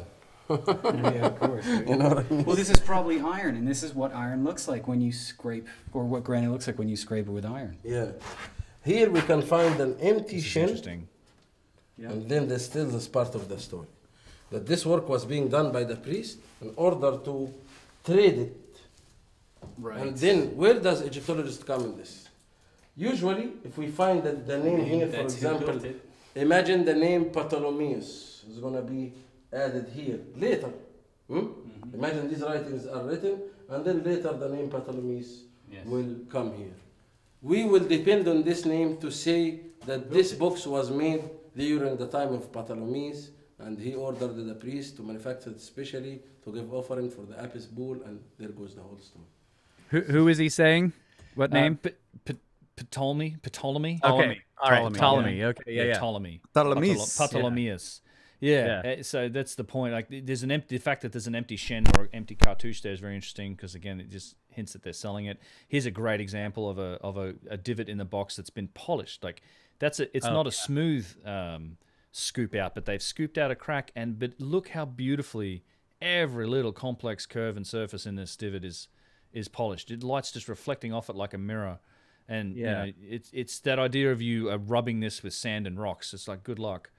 And then, so this is the other thing. On the underside of the lid, you can now, this is where you can see some of the very fine machining marks. I don't know how they're going to show up for you guys on the video. We see some lines, Yeah, so there's actually some horizontal lines looking across it, like he's following him with his finger there.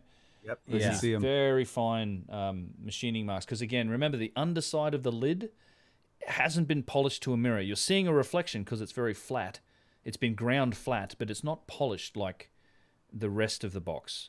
And the top of the rim is also not polished? The top of the lid, you mean? Yeah, right. The rim of the box. That's right. Yeah, the top, like the mating surfaces aren't mirrored polished. That's right. They're ground flat. They're really very flat. In fact, it's very much like the box at Lahoon that I just did a video on.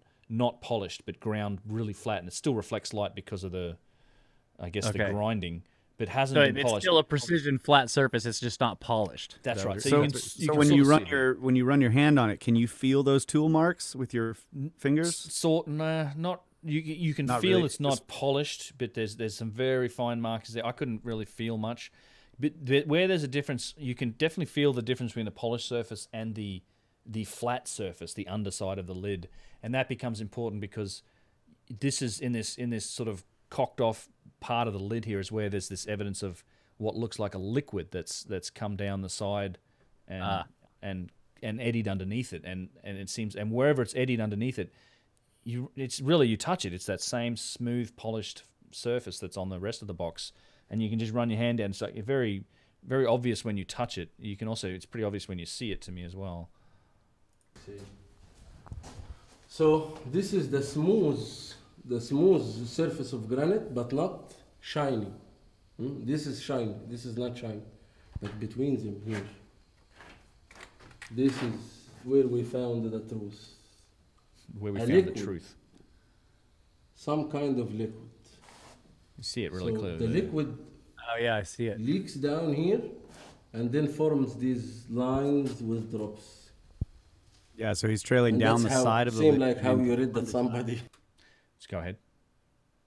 Well, I was just saying he's what he's talking about is the liquid draining down the side of the lid and then pooling up on the underside of the unpolished surface of the lid. At the corner there and leaving trace of it. Yeah. Yeah, and then it's as if a liquid sort of pooled up and then dripped. And you can see it really clearly here, along here, and all along the edge of it where it sort of came underneath, and then just touching it, that's where you can see it and you can feel it, and it's not a varnish, it's not like, in fact, where you see this is another thing, where you see the boxes are chipped, and if you look up, I've tried to get some photos of it, I'm sure I have them somewhere, but just let me describe it. It almost looks like there's a millimeter or two of the end of the stone is almost like that polish is penetrated. It's like this. It's like a harder casing. It's like this. It's not just surface. It's where it's chipped off. You can kind of see that there's a discoloration of a millimeter or two on the edge of that surface. It's not. So it's penetrated like a stain would on wood, almost. Like when you. Yeah, that's maybe the description for it. But anyone that goes and sees these, go look when you find these polished surfaces like this. Look on where it's been cracked or something. Try and look, and you'll see that there's a depth to it. Okay. Was walking on top of it because obviously no doubt about that. And these, where that liquid ran, exactly the same shiny surface like that. And it gave it all the explanations we need. And it also explained how the polishing reached all these deeper levels. So where is the theory now of polishing with the sand under the water under the rock? It's only on the scene on the wall, but not on the real artifact. Which one I'm gonna believe? Of course, the real artifact is the one that tells you the absolute truth. So whether or not it was, some kind of magic liquid, that the fact that there are those run lines like proves that it's not sand and somebody rubbing on it with sand, because you could not get that effect. I think so, right? And I think that you would be challenged to get that the polished effect. Just try and test it in one of those divots, or try and test it in a surface that's not flat and see how far you get. Like again, this is the realm of the experimentalists. This is the Chris Dunn test. It's why everybody that comes out and look, I'm grinding a stone pot, or I'm doing. I'm testing these. I'm showing you that it can be done because I've dug a trilinear corner in a piece of granite with hand tools. It's the 4-step. You have to encompass and demonstrate that you can achieve the most difficult aspects of these challenges as well. Like that's how you prove it. You have to include the most difficult aspects. It's like, and that in some cases that may include some of the geometry of the overall object. I mean, there's a lot to it. And by the way, I just wanted to back that up, because one of my most favorite parts of this is as we turn this corner, you just look at the reflection, the beautiful reflection on the stone, and how mirror-like it really is as you just go around the corner there. Oh, it's just such a fine piece of work, and I just think it's been defaced. So yeah, I think a lot of these things could be determined. I mean, I think more experiments and more testing. I'm not the guy to do that sort of stuff. I don't have the equipment, the know-how, like the space to do it, I guess even.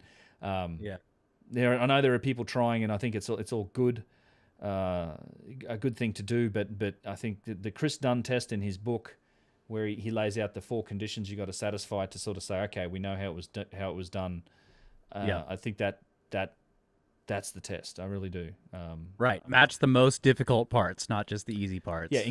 Using the methods you say that were done, you need to then also replicate the most difficult elements of the problem and then carefully compare it with the original results. And you also have to take into account all aspects of the original artifact. You can't ignore parts of it. You've got to kind of You've got to just take account of all of it. And then so here on the back of the box, you see the false door that's been drawn on it. Yes, right. That's the same shape. Mimicking those granite other false doors. Right. Yeah. I also want to point out what we were talking about earlier is that the alcoves are all offset from each other, right? Yep. You were commenting on that. That's right. That also makes it much more difficult to turn these things into the alcoves when you're moving them in. If the alcoves were adjacent to each other, it would be a lot easier to get it in there, because you'd have now an open space on the other side where you could move the back end of the box to angle it in there. All right, so I have an idea on why the alcoves are offset. All right. I mean, it's just an idea, but the machine that cuts the alcove sits against the back wall.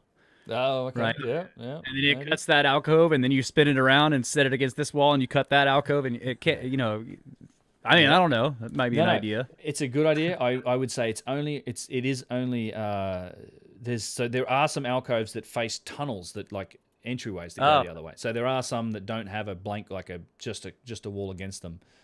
Okay. But yeah, throw that idea out. Well, they use the tunnel machine for those. Yeah. Maybe there's a tunnel machine and an alcove machine. Yeah, the alcove machine needs a wall, and then later they come and do the tunnel machine to get the tunnel. Indeed. Yeah.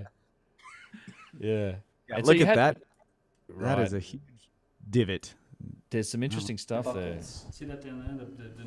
That's the rough machine. The rough machine. So we do have rough machining, and it's still lost to technology. It's highly abrasive. Like that looks like it's taking just chunks out. Yeah. It's an interesting spot. This is some other machining that just looks like it's hammered out in rows here for whatever reason. Who knows? One of the few spots. Rough cut. Bottom left of the back of the box, I guess. Yeah. So what you think that's original? You don't think that's later work? I'm not sure. Yusuf seems to think that it's an example of some tool that's just abrasively shaped the rock. Maybe he's right. I'm not sure. To me, I from this, it's like it could be done with a hand chisel, like an iron chisel eventually. But even that's like a lot of work. I mean, I'm sure you could, but it seems to have these regular lines in it. Yes, but it looks like the writing and the crude chiseling the writing's kind of continued into that area that's been busted out. Yeah, or they just couldn't finish that corner. Yeah, I guess. Or they didn't finish the corner. Yeah, I'll have to have a closer look at it next time I'm there to see how far this writing actually goes. Yeah. Yeah, it's possible. I don't know if you can tell which one came first, really. Yeah, I would point out though that the regular lines in that really rough cut area are not much different than the regular lines in the rough chiseled writing. You know, they're not well, other than being a lot deeper and more effective. Other than being much deeper, like, this is like, I mean, it's weird. If they supposedly had iron, like, again, this is the best. I sort of got to qualify this a little bit because it's the best example of the difference between the writing, the technology involved in the writing, and the technology involved in the object itself. That said, the dynastic Egyptians were absolutely capable of some amazing work and amazing writing, and they did that in a lot of places. And in a lot of boxes, it's a much higher quality writing. Now, it's possible that this was. I don't think this is the case, but it's possible this was like the first step before they carved it. But I don't think it is because there's so many areas where the lines are literally wavy. Now, you see it on a lot of other objects. They used straight lines and rulers, and they gridded out stuff, so they sort of paint by numbers kind of deal. We see that on objects in the museum, so they were capable of doing straight, clean, precise work, and then with the chisels, and they were able to make really sharp-looking hieroglyphs, particularly in the later period when they had access to iron. This is some sort of amateurish thing that happened to it. It's because I don't think it's the first stage, but I do think that they were certainly capable of doing better work. And you see more examples of better work, but even then, those examples are still, you look closely at them, they still are obviously done with hand tools and chisels. They were done with hand tools. There's just no, you don't, and Yusuf has looked at a lot of this stuff. He will tell you that he's never seen power tool marks on anything, on any writing. You see it on objects, on boxes, on slabs, and on statues, but you don't see it involved in the writing. So, I think that there's a good case to be made that all of the writing may have been done by the dynastic Egyptians. That's my point. Is that even with the nice writing, you can see it's not polished. It's done with a hand tool, and it's usually on a well-made, polished object. In the case of these boxes, this is just the best example of it, where you highlight the technology gap, but it becomes more subtle, and you look at the much nicer glyphs that are on things like obelisks, for example. Like some of the obelisks, the hieroglyphs are incredible. I still think there's a difference between those glyphs themselves and the object. So, what do you think that means about the builder culture? That they didn't write on anything? Does that imply? I don't know. I don't. It seems, a lot of this stuff screams that it was functional to me, and the same as the pyramids, the Giza Plateau. Yet at the same time, you have the statues, which I think a lot of those came from that culture as well, particularly the giant ones, the perfect ones. So there was definitely there was a culture there involved in it as well. There was, that's you can't say that's a functional statue. It's obviously it's representative of something. Yeah, it's cultural. So I don't know. I might be wrong. There's a possibility that the Egyptians took some of that writing from back then, but I don't. Yeah, I'm not convinced of it. I think it's a good case that almost all of the writing was done by the dynastic Egyptians. Well, no, I agree. A lot of objects. Maybe they were like us. I mean, we don't chisel a lot of stuff in stone. That's right. Other ways of recording our learnings and stuff, right? Yeah. So I was just thinking, like, let's say you go down into a power plant or something that's like, all concreted in, it's full of concrete. We've got machines set in these little weird alcoves. There's all this equipment down in there, and then the writing is in the form of signs that are on the wall. Yeah. But if you removed all the signs and all the machines, you would just have this strange, shaped boxy rooms with strange alcoves in them with no explanation and no writing. Yeah. You're right. Yeah, that's a great. It's a great point. It's yeah. Maybe that's what we're looking at. Right. Right. Yeah, exactly. It's just the fact that this is the only, there's only a couple of boxes in here with writing. We just don't see writing on a lot of these places yet. In the actual tombs that we know were tombs, we see no end of writing. Right. It's filled. Lives. It's filled. It's plastered. It's just all. This is a modern limestone work. Yeah. Our limestone work that'll probably fall apart long before the boxes do. Right. Yeah. And I think we've got one more feature to look at, and then how are we doing on time? We're approaching. We got a little bit. Yeah, we got time. If there is our power plants probably have a manual. That if we were able to find the manual for the Serapeum, it'd be covered in the most dust because nobody reads those. That's right. Yeah, who reads a manual? Call yourself a man. Right. Just turn it on and see what happens. I was guilty of that today. Just where does this go? I'm just going to try every hole until I get it there. Yeah. So right, and then there's this interesting feature that right at the end of the Serapeum, as we know of it, there's the end wall of the end of the 300 plus feet of bedrock tunneling. There's a hole in the bottom right hand corner, and it just, you get down and you look right in there deep. It goes on. There's quite a distance. It's filled with rubble. Probably an extension. Like what kind of extension? What is the function of it? Maybe they had the Apis rats. This is the tomb of the rats. Well, we don't have. You can see it. Actually, it does go quite a ways. Now, when you were looking in there, could you see an end to it, or did it seem to turn? Or there's something going on at the end there, but it's. I would guess we could see probably 7 or 8, maybe 10 meters, so 30 feet. That direction. That was it. I couldn't really see it. It did seem to terminate there, but there may have been something on the side. I don't know. So there's accounts in Mariette's book. I mean, there was accounts of him finding other big boxes in chambers that were, quote, too dangerous to excavate. And we've never found those chambers again. There's actually accounts of other boxes that we've never actually found. So. Too dangerous to excavate. Yeah, that's what he said. As if they were falling in, or it was anything. If they moved anything, it would have just caved in. So there may be more of these boxes just buried in the bedrock, just where it's all caved in around them, and they're just basically now buried in the ground.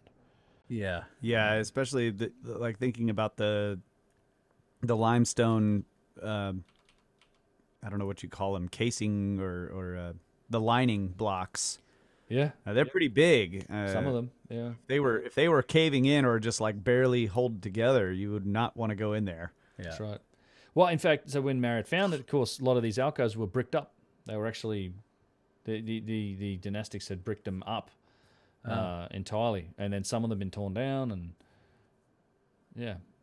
Okay, so you guys are walking back up to the other side of this block that's in the hallway. Yep, other side of the box in the hallway, just commenting about the barely floor. Any room. That's right. Yeah, you can't. Yeah, you can only fit one person beside it, and this isn't the biggest of boxes, but right, one person on one side. The other side is almost all the way up against the wall. Yeah. Now, would the lid even fit on that to go in there? Well, the lid's behind it, so they clearly brought the lid in afterwards. The lid, but I guess the room is tall enough for the lid to sit on top. Maybe that room, maybe, maybe it's a pretty thick lid. That's insane. There's not a ton of room.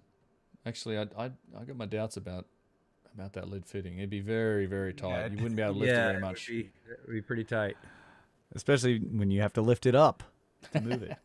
Right. Yeah. You got to lift the whole thing up and making it extra hard. Unbelievable. It's just... And yeah, that's the other point. Some people say, well, did they make the ceiling? Did they drop the box? No, it's bedrock. It's tunnel. They had to bring them in through the tunnels. This is not a... Yeah. It's not a manufactured ceiling, which is the easier way to do it. If you had to do this, you would the much easier way would be, you'd cut a hole in the ground and lower the box in and then make a ceiling. But someone's brought these in horizontally through these tight tunnels. Right. So again, if we go back to the form follows function, why were they doing it the hard way? And it seems like Well, because that's how it needed to be. So why would it need to be that way? Why would you need it to be a series of tunnels that you bring the boxes in rather than cutting holes in the ground to drop the boxes down into and then building a ceiling? Yeah. Yeah. What's Exactly. the difference, and why would you choose to do it this way when it's clearly a much harder job? There must have been a reason, I think. Right? Yes. That's what you get to. I So agree. yeah, then this is the I don't- size of its lid. It's quite a stout lid. Yeah, you can't move it. Yeah, I think he's trying to move it. Yeah, that was it's not in working. the video. It's me trying to push on it. Yeah. I'm large, but not that. You might have moved it a little bit. Yeah. I'm big, but I'm not that big.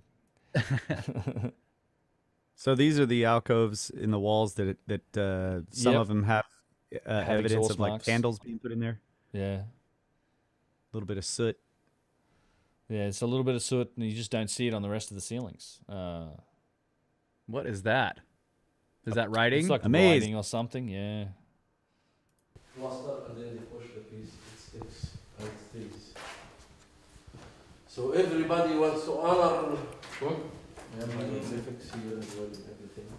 That's sort of haphazard, Everybody though. I wants to mean, like honor himself, have the priest honor the him. arrangement of those So- alcoves, those sort little of, notches make in it the flip, wall. you know, that Random.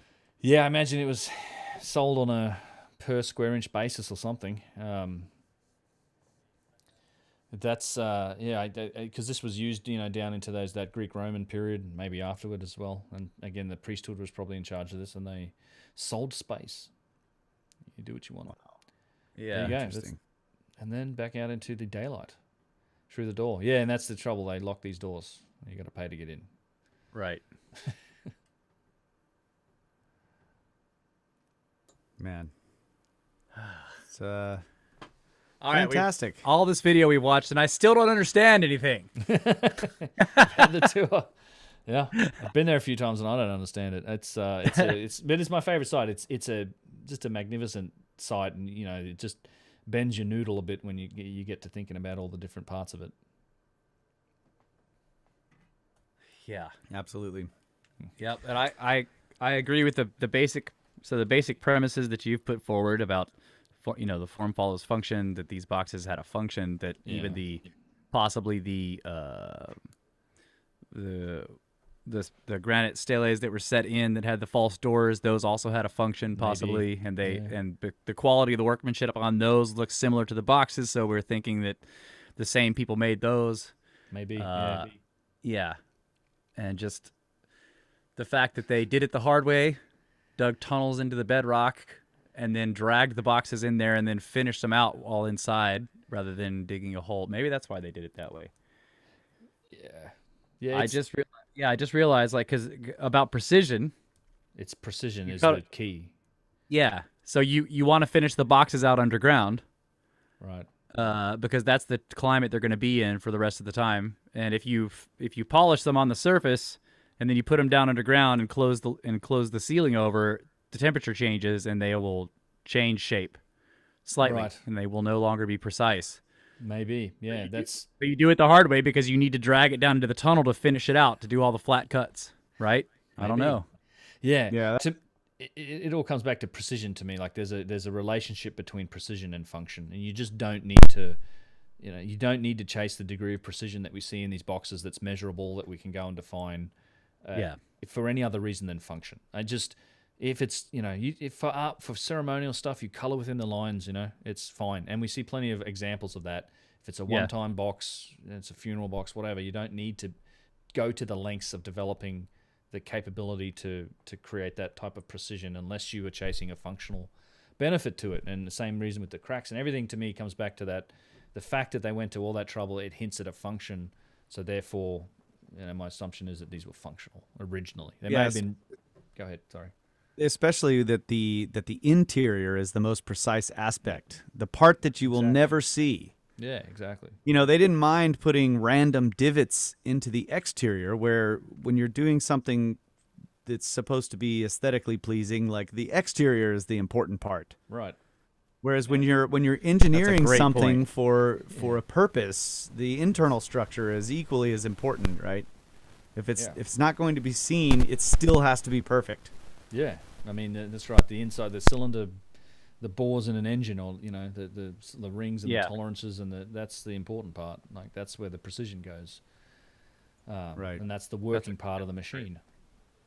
Yeah, that's a good point. That's right. And the outside, solidity seem to be the really key aspect. So make it solid, no cracks, because something's because maybe they're vibrating, maybe there's something going on. So yeah, who knows? And it's one of those things about perspective. It's really hard to frame it within our current perspective of technology, our understanding, which I think it's probably good to be able to think and just ponder the idea that maybe that solution lies outside of our perspective or outside of our current realm of understanding. It's like, who's to say we won't know more in 100 years about how to organic materials and things like stone, and who knows, right? We certainly don't know everything yet, and it's that the example is try and show an iPhone that's dead to someone from 100 years ago or 1,000 years ago, and they just wouldn't have a clue, wouldn't know how to frame what it is. But you and I, even though we can't build one, we could tell you what it is and what it's used for, because we have that frame of knowledge to say, well, this is what a wireless networking is, and a video screen and a touch screen and all the other components. We can place it into a perspective and a context, but maybe we just don't have the fundamentals to put these in their right context yet. It's all, that's the way I think about it. I just think if we approached these problems like this with that mindset, instead of the, as Randall said, was it the cultural chauvinism of saying that, well, whatever it was, it must be within our realm of understanding. Yeah, it must be within a subset of what we know. Therefore it's primitive and whatever. We might stand to learn something. Like if we actually tested these things, like what is the tolerance?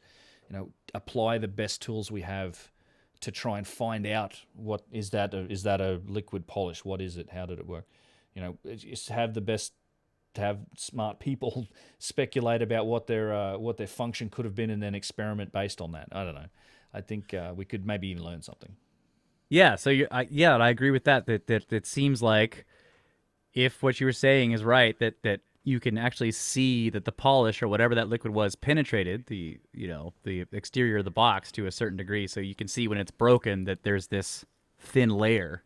Yeah. That could be sampled and looked at. Right, that could be done. And then the other thing we started talking about thermoluminescence, and you asked, well, if they were working on the surfaces, would it still work? And you're right, I don't know. It depends on if their tools make a lot of heat. Right. If they were running a saw across any of the surfaces down in there, that would zero it out. But the good thing about that is it doesn't matter, because they weren't running the saw. Like you would assume that the saw, all the polishing work and all the tool work down, it was still being done around the time that they were building the whole all the stuff. So you would still get close to the right date. Okay. Right. Yeah. In other words, it wouldn't get because what you have to have with thermoluminescence or optically stimulated luminescence is you don't want it to get exposed to the sun or fires.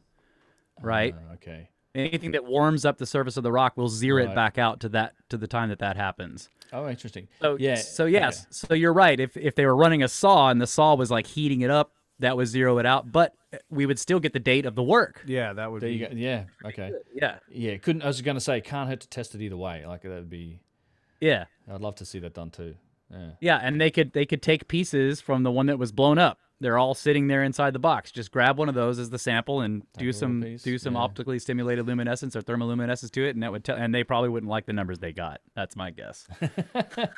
Yeah, right. It's a possibility for sure. Yeah, I'd love to see it done. Yeah, I think all of these places that a bit more work. It was a good quote I heard from who was it that makes these great the 3D diagrams. God, I can't believe I'm blanking on his name. He does all of the PDFs with the excellent 3D modeling of all of the ancient Egyptian sites. And I was reading a paper of his about and in the closing remarks, the important thing was the quote, which was this fact that it doesn't seem like deep architectural studies or these types of things are much of a priority for modern Egyptology. And I think it's just a sad aspect to it. It's like we haven't investigated things like the bent pyramid well enough to really understand how or why it was built, or the extent of how it was built, and things like this, testing like this. Yeah, something got lost. I think that's why I'm such a fan of Flinders Petrie's, because he would have, I think if he was around today and he had access to the state-of-the-art tools, he would be enthusiastically deploying them everywhere to try and define exactly how precise and how it was done. And, you know, he cared about those engineering aspects to it, but doesn't seem to be a huge priority for a lot of modern Egyptology. Maybe that'll change. We'll see. Yeah, and I assume, like, just so you were saying, you know, you've got to get special permissions just to get in here to look at this stuff. But how would you even get permission? Like, if I'm like, can we take a little piece of that granite and get some testing done? They would never let that happen, right? Probably. No. I mean, how would you even get permission to do that? You'd have to be connected with some university and. Exactly. Right.